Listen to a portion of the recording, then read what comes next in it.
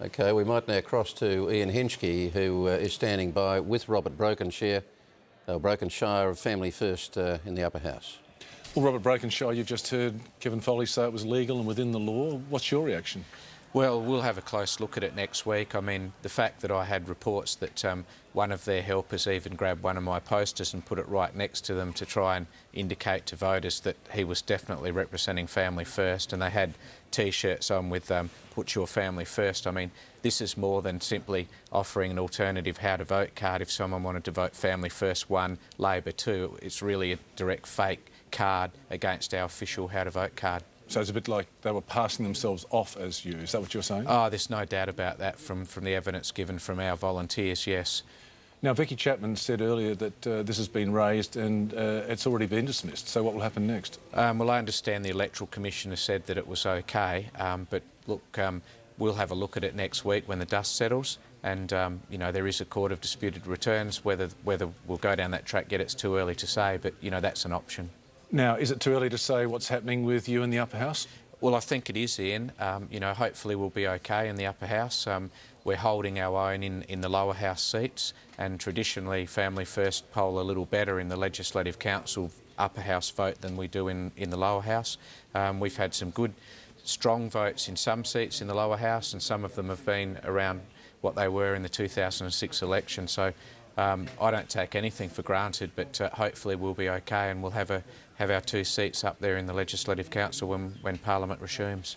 Now, you're a former Liberal minister and you've watched what's gone on in the Liberal Party with 4 leaders in 4 years. I mean, do you think if that hadn't happened, would the result have been different? Well, look, I think it would have been. I think Isabel did a very good job for the short time she was there, but she's up against a seasoned campaigner in Mike Rann. And the one thing that the Labor Party have always done, I mean, when they were in opposition, Mike Rann was given 2 terms to get to government. The Labor Party were very disciplined with that. And now, of course, he's achieved 3 terms as a Premier. So what's the message to the Liberal Party now, as a former Liberal? Well, I'm interested in Family First, obviously, but as a former Liberal, I'd be saying to the Liberal Party, if you want to get government in 2014, then stick with Isabel, be disciplined and focus on the issues. Forget the family feuds and realise the importance of winning government. And what will you do in the Upper House? Who are you going to... you going to have any alliances with anyone? You'll be alliances with the Liberals? No, actually, Family First, Ian, is a good question, but we are fiercely independent as a watchdog party. We look at things on merit. What's good for South Australia? Is the legislation drafted well? Is it going to look after the people of the state? But you've worked with these Liberals. I mean, you were one of them. So are you really saying that you're not going to have anything to do with them? Oh, no. We work with Liberal and Labor. I mean, just to give you and the viewers an indication, in the last sitting week of Parliament last year, Family First, with 2 crucial seats, supported the government and got government legislation through that we felt was good and should have got through. The Libs were opposing that. The week before, the government put up some legislation that we thought was fairly ordinary, and we actually opposed that and supported the Liberals on that occasion and defeated that one. So it's based on merit, you know, Liberal or Labor. We look at the quality of the bill and is it good for the state. And I suppose you're glad to be back in Parliament, are you? You like it? I enjoy, actually, the Upper House role because, you know, the fact is that when you're a minister and when you're in a government, you do have to compromise yourself. That's just a fact of being a minister. Cabinet tell you to do things, you go out there and do them. In my role now, there's no compromising and it's much more comfortable, the role, that's for sure. Thank you very much for your time. Thank you, Ian.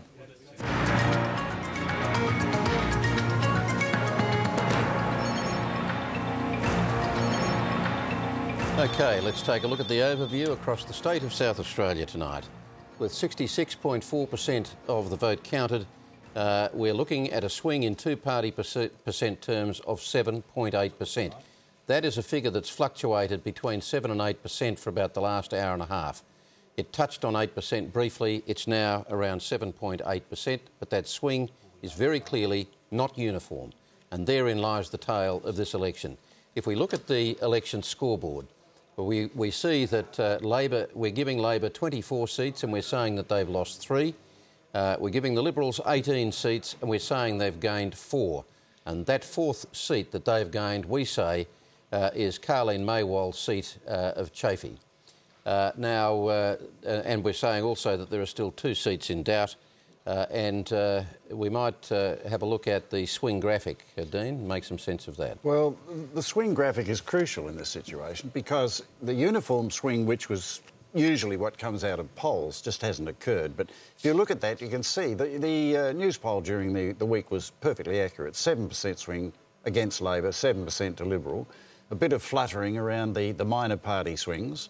But it was essentially a two-party contest election. But it hasn't been a uniform swing election. I'll come back to that a little bit later.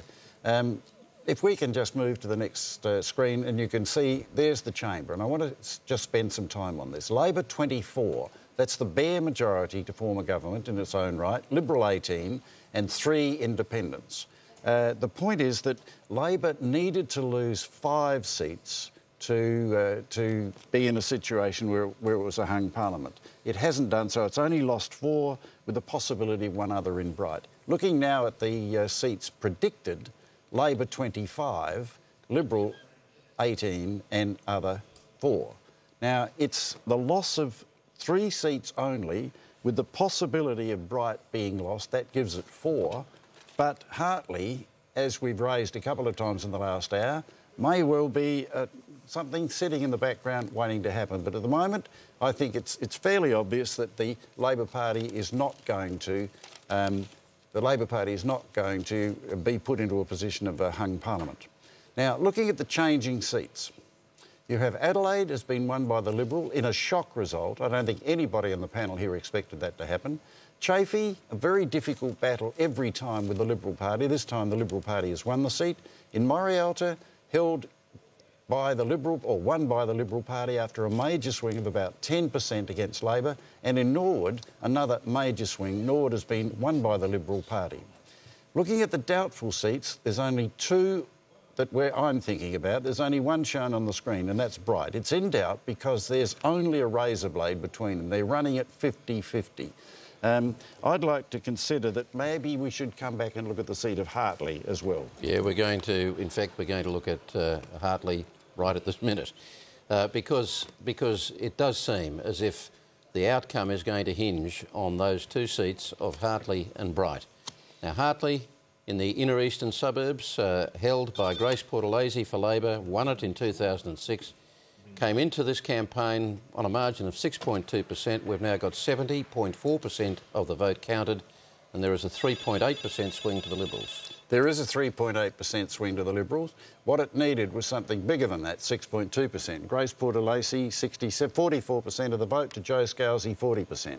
Now, the crucial thing is that the swing, the two-party preferred swing, is a crucial component here. Now, I've brought up the Hartley on my computer, and all booths are now in. So there's a 52.3% two-party preferred vote to Labor. There needs to be a 6.2% swing. At the moment, there's a 3.8% swing. So maybe if postal votes, etc., favour the Liberal Party, this would have to be still considered as a seat which could be won by the Liberal Party, but certainly Gracie Portalese is well ahead at the moment.